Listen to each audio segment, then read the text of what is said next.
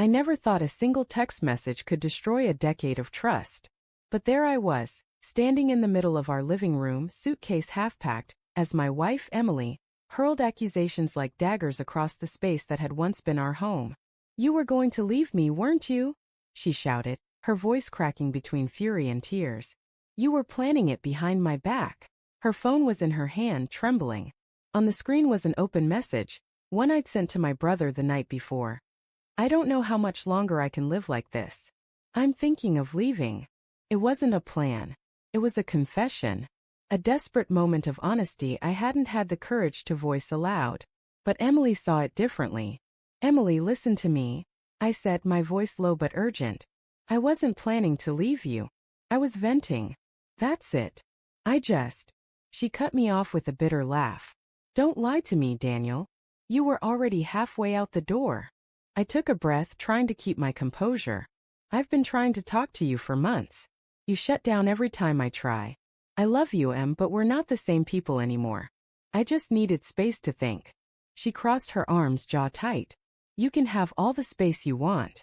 Get out." And just like that, 10 years together, 5 of them married, ended with a slammed door. I didn't fight her.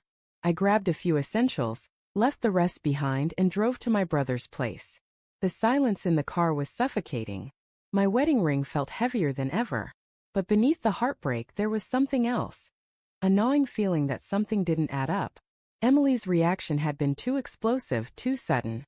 She'd gone from cold and distant to outright hostile overnight. And then there was her sister, Lily. Lily had been spending a lot of time at our house lately, helping Emily manage things while she took on extra hours at work. I'd always felt something uneasy about her. She was charming, quick with excuses, and always just a little too interested in our finances. Still, I never had proof of anything. Until the night I came back to grab the rest of my things. 3 days after the fight, Emily texted me, "Come get your stuff. I don't want it here." When I arrived, the house felt hollow, like the walls themselves had been emptied of warmth. She wasn't home, but the door was unlocked. I packed quietly, methodically. Then, while searching for my passport in the office drawer, I found something strange. A torn envelope from our joint savings account. The balance written in the corner was much lower than I remembered. Curious, I logged in on my phone. My stomach dropped. Over $30,000 was missing. Withdrawn in small amounts over several months. Every withdrawal was labeled home expenses. But Emily had never mentioned any big purchases. And one transaction stood out. A $2,500 transfer to an account under the name L. Jensen. Lily's last name. My heart thudded so loud I could barely hear myself think. I took screenshots of everything, every transaction, every date, every note. My hands shook as I pieced it together. Someone had been quietly siphoning money from our account. But the worst part? I couldn't tell if Emily knew. I went straight to my brother's that night, pacing his living room like a man possessed. "Dan, are you sure about this?" he asked, glancing at my phone. "Positive," I said, pointing at the screen.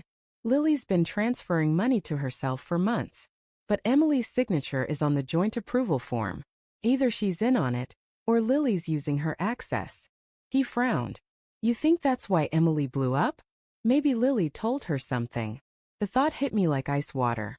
What if Lily framed me to cover her tracks? It would explain everything. Emily's sudden fury, the baseless accusation, the way she pushed me out before I could look too closely. The next morning, I decided to confront Lily. She worked as a freelance designer, mostly from cafes around town.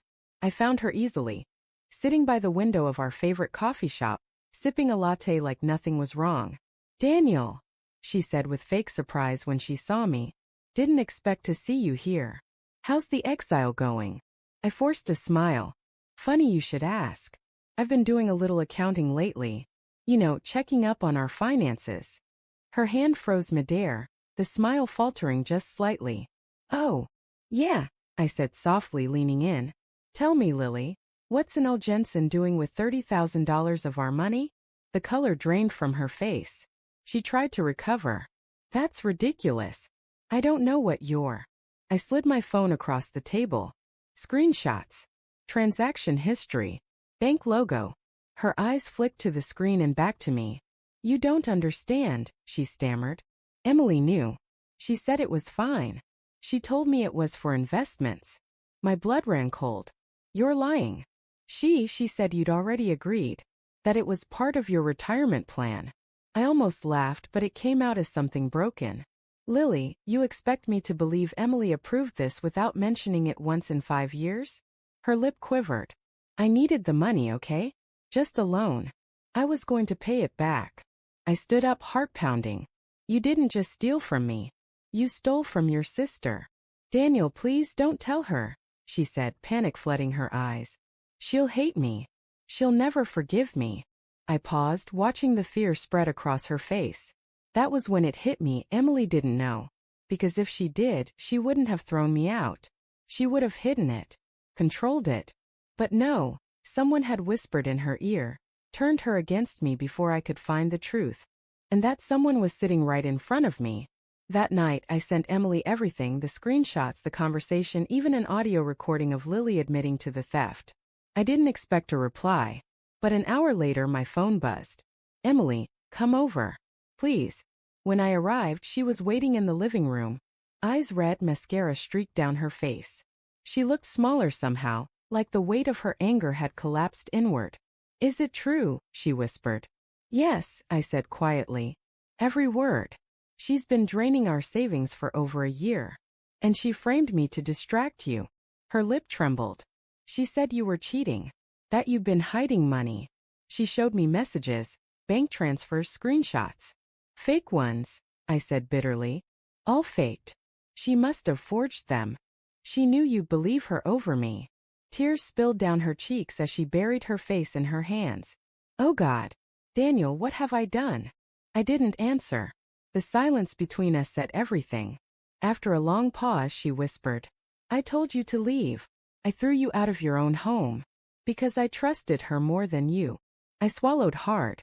You wanted to believe her. Because it was easier than believing you were wrong. She nodded slowly. You're right. The air between us was thick with the wreckage of everything we'd built. 10 years of love, laughter, shared dreams, now poisoned by a lie. In the days that followed, Emily cut contact with Lily and filed a police report. The investigation confirmed everything. False documentation, identity fraud, unauthorized withdrawals. Lily had been using Emily's credentials to access the joint account. She was arrested 2 weeks later. Emily tried to fix things between us after that, apologies, long talks, even couples therapy sessions. But something fundamental had broken. Trust isn't a light switch you can flick back on once it's gone. I stayed at my brother's place for a few months, trying to decide whether forgiveness was even possible. Some nights I almost texted her back. But then I'd remember the look in her eyes when she told me to leave, the certainty that I was the villain in her story. That's what betrayal does. It rewrites your truth before you even realize it's happening. 6 months later, I stopped by the house to pick up the last of my things. Emily was there, waiting by the door, a faint smile on her lips. You look better, she said softly. Healthier. I feel better, I replied. Time helps. She nodded, looking down at her hands. I still love you, you know. I know, I said. And I'll always care about you. But love isn't the same as trust.